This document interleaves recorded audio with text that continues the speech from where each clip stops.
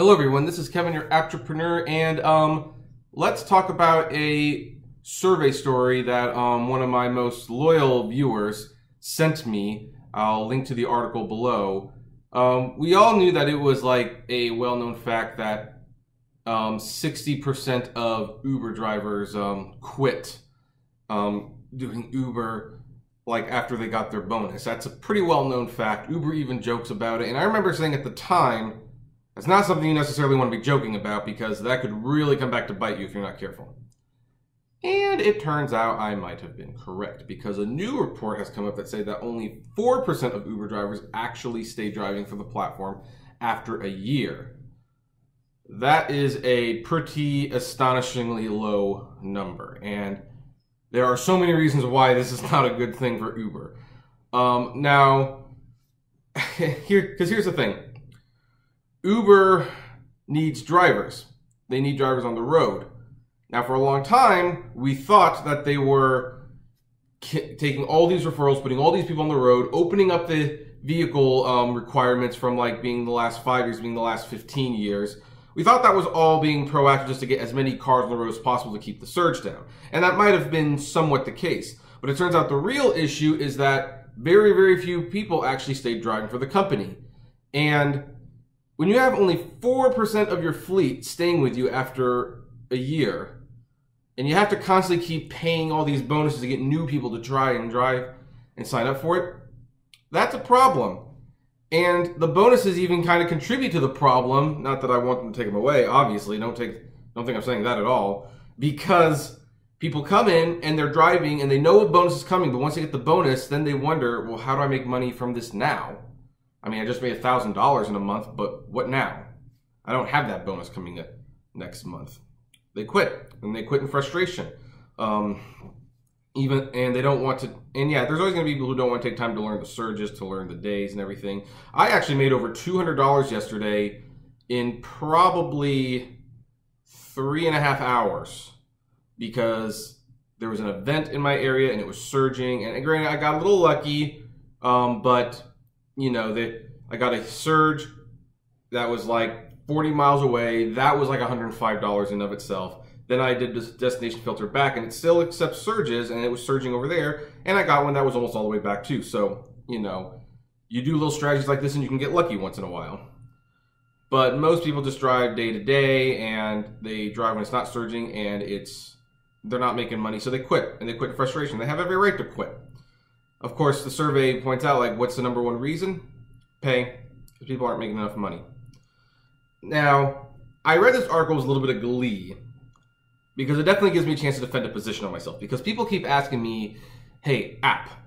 I guess entrepreneur is too hard to say for some people, but some people call me app. And they're like, not offended for the record, just think it's interesting. They're like, will you please shut up? Uber doesn't care. You're not going to change anything. We don't mean anything to them. And you know what? I would argue that articles like this show that, yes, we do mean something to them. They don't want to admit it. They can pretend it doesn't matter. They can pretend we don't matter. But at the end of the day, we do. Because here's the thing. This actually almost clears up entirely why Uber is pushing so dang hard for the autonomous vehicles. Because they can't keep drivers. The drivers are leaving. They're not sticking around. Some people are even catching on early and realizing they don't even want to get involved with this in the first place. And I don't blame them. 2 years ago, hey, I was encouraging people all the time to get involved with it. Nowadays, I'm a little bit more hesitant. I kind of say, look, we need to have a sit down first. And I'm going to give you all the best advice. And you're going to have to really take it in before you try this. Otherwise, you're going to be very disappointed.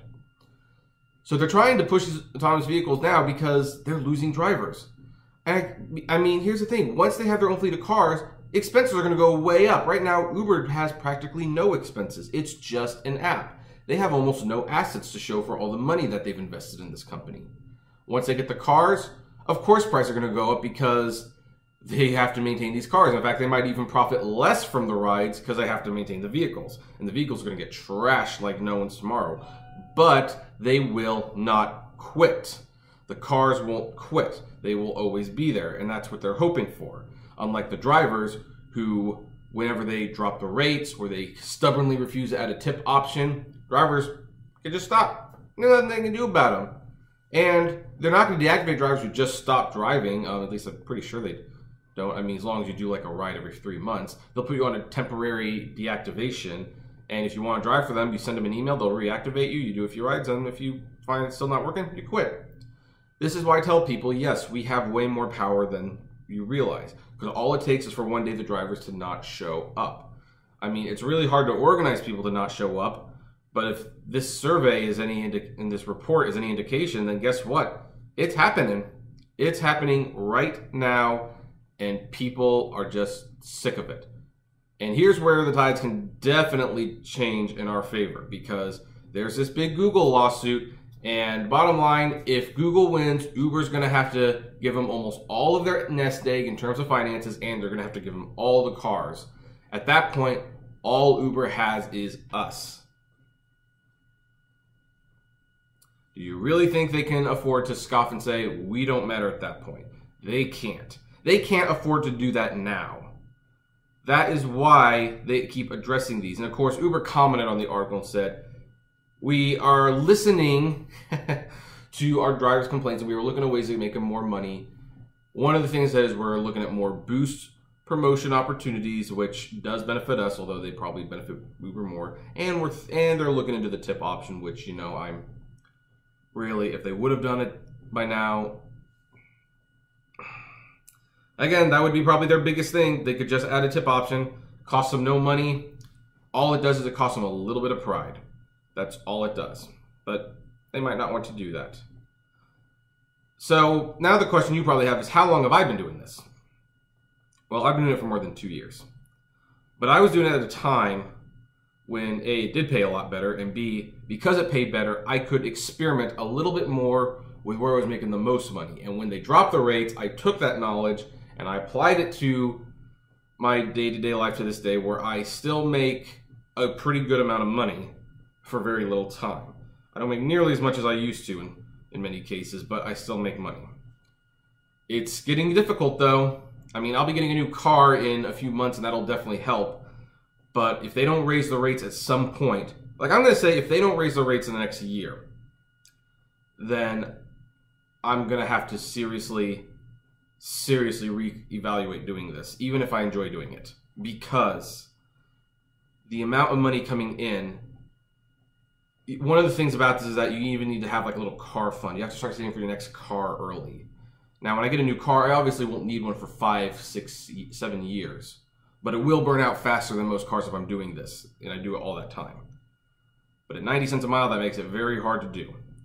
At $1.95, it makes it a lot easier to do. At $2.30, which is what it was when I started, then it's ideal. And I wish it would really go back to that. And I think at one point it will go back to that, because Uber's expenses are climbing, they need more money, and that's just the way it is now. Whether or not they will pay the drivers more in return, that is something completely different. And if you start seeing Uber raising prices consistently without paying the drivers more, this will contribute to the problem. And then the 4% of drivers who stick around after a year will probably turn into 0. And that's not the situation Uber wants to be in. And for the people who say, well, but Uber doesn't care, they just get more people to drive for them, let me tell you this. Most of Uber's expenses are promotions for new time drivers. If they could maintain the drivers that they have at 50%, even just 40% after a year, they would save millions, if not, they would save millions of dollars in referral bonuses. Just a thought. Because when you don't need drivers, the referral bonuses can be $20. And who cares, right? Anyway, those are my thoughts on the article. What do you folks think? Do you agree? Do you disagree? I'd love to know. Comment below. Like, favorite, share, subscribe. And as always, flame responsibly. Have a good one.